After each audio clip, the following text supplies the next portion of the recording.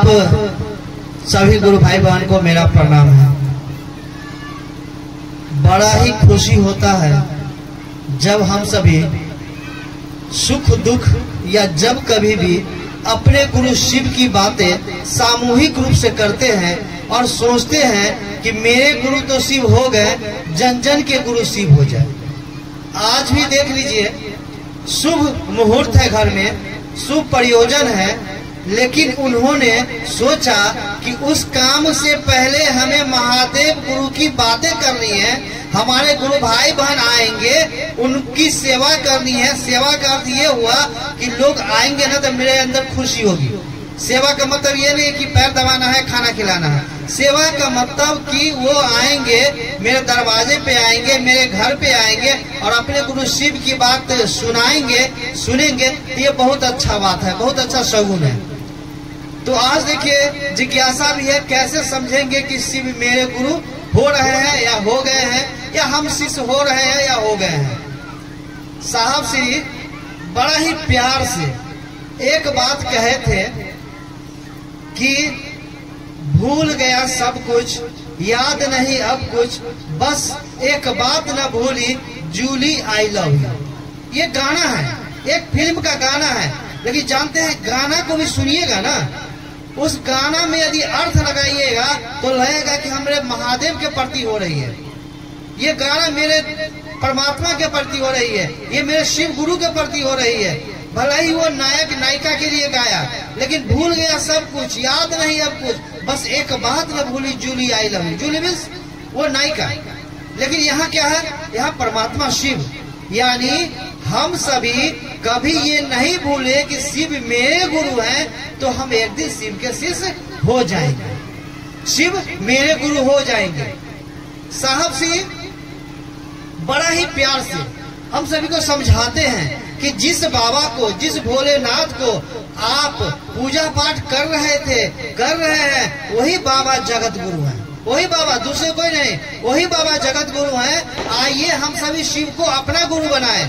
साहब श्री का स्लोगन है ना, साहब श्री का स्लोगन है कि शिव आज भी गुरु हैं। यानी क्या हुआ, शिव आदि अनादि काल से तो गुरु है ही, लेकिन आज भी गुरु का काम करते हैं। यदि आप शिव को अपना गुरु बनाते हैं तो गुरु बड़ा ही परिणाम देते हैं, सुकून देते हैं, शांति देते हैं। बहुत ही अच्छा लगता है मन में, जो वर्षों की पूजा पाठ करने के बाद भी जो शांति और सुकून नहीं मिली, शिव को गुरु बनाने के बाद कुछ ही दिनों के बाद लोगों के अंदर एक संप्रेषण आता है, एक भरोसा आता है, एक विश्वास आता है कि गुरु दया करते हैं, गुरु दया करते हैं।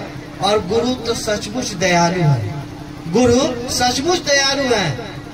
साहब श्री जब शिव को गुरु नहीं माने थे और जब शिव को गुरु मान लिए, तो मानने के बाद, क्योंकि आप सभी जानते हैं साहब श्री विभिन्न कष्ट बाधा को सहते हुए, कष्ट बाधा उनको न खाने की थी, न पहनने की थी, न घर का था।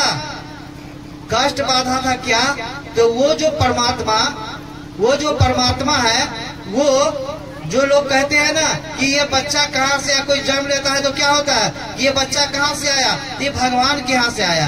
कोई बूढ़ा या कोई मृत्यु के करीब जाता है तो लोग क्या कहते हैं, अरे क्या हो गया, ये भगवान के पास चले गए।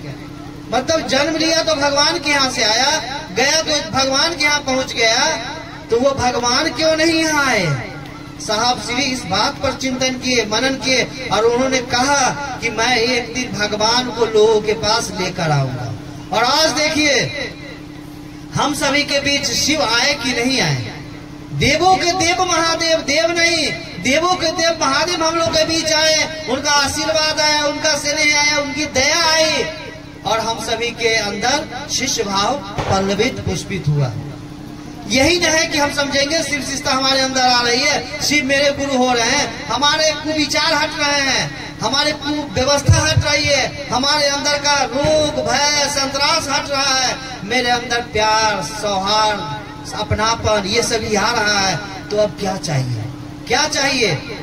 आज देखिए कि बहुत पैसे वाले घर में लोग अपने माँ बाप का आदर सम्मान नहीं कर रहे हैं, वो वृद्धाश्रम जा रहे हैं। क्यों जा रहे हैं? क्योंकि उनको समझ नहीं है। इसी पेड़ के नीचे तुमने पनाह मांगी थी। साहब जी जब कटहल मोड़ में थे ना, तब पूजा घर के बाहर में एक बोर्ड लगा हुआ था, उस पर एक सूखा हुआ पत्ता का फोटो था और लिखा हुआ था कि अपना पैर अदब से इस पत्ते पे रखना, क्योंकि कभी तुमने इससे छाया का पनाह मांगा था।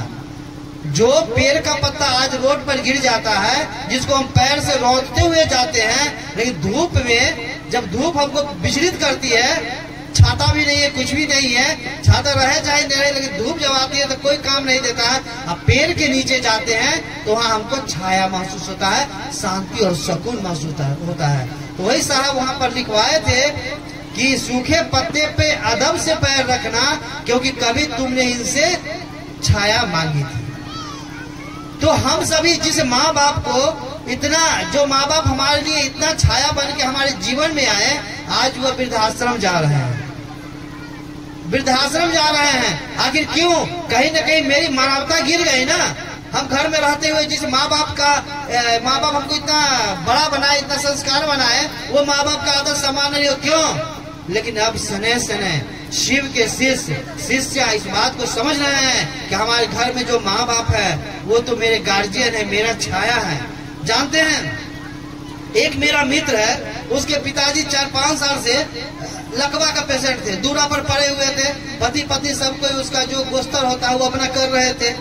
पिताजी उनके देहांत कर गए और उसके बाद जब मिल रहे थे तो बातचीत हो रही थी, तो कहे कि जानते हैं पिताजी लकवा लगा हुआ था, पड़े हुए थे, दूरा पर थे, तो लगता था कि घर में एक सदस्य है। हम लोग बाहर भी चले जाते तब होता था घर में पिताजी हैं। आज वो दुनिया से चले गए, अब लगता है कि अनाथ हो गए। ऐसे तो अनाथ 5 साल पहले हो गए जब पिताजी बेड पर थे। तो कहने का मतलब ये है कि मनुष्य के अंदर में मनुष्यता आएगी, अपनापन आएगा, स्नेह आएगा। यही तो मानवता का गुण है ना, और यही शिष्यता है।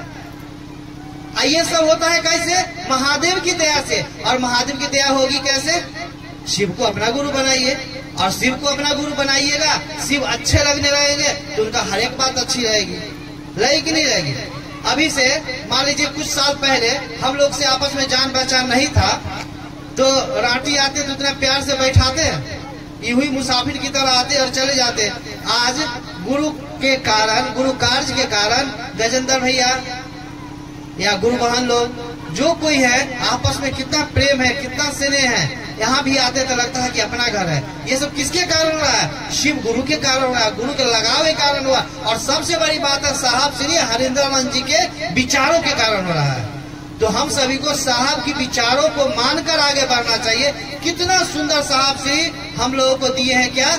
शिष्यता का राजमार्ग, शिष्यता का राजमार्ग दिए हैं, और उस मार्ग पे चलिए, आगे बढ़िए। सभी जगह शांति और सुकून है। घर में सम्मति होगा, घर में बच्चा पढ़ने लिखने लगता है, बदमाश बच्चा भी सुधर जाता है। घर में पति या पत्नी या सास या बहू, ननद, भौजाई, कहीं भी वैमनस्यता है, कहीं भी ऊंच नीच है ना, वो सभी सीधा हो जाता है। और महागुरु महादेव की बातें जब होने लगती है, तो आप सभी से आग्रह है, निवेदन है कि आप सभी अपने घरों में अपने गुरु शिव को रखिए।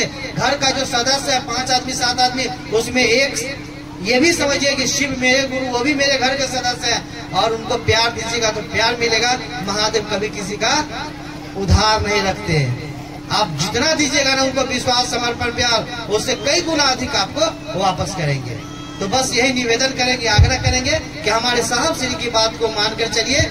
जीवन शांति में, सुखमय होगा, क्योंकि महादेव की दया वही बरसती है जो साहब श्री कहे हैं। चलिए फिर मिलेंगे तो फिर बातचीत होगी। आप सभी भाई बहन को मेरा प्रणाम।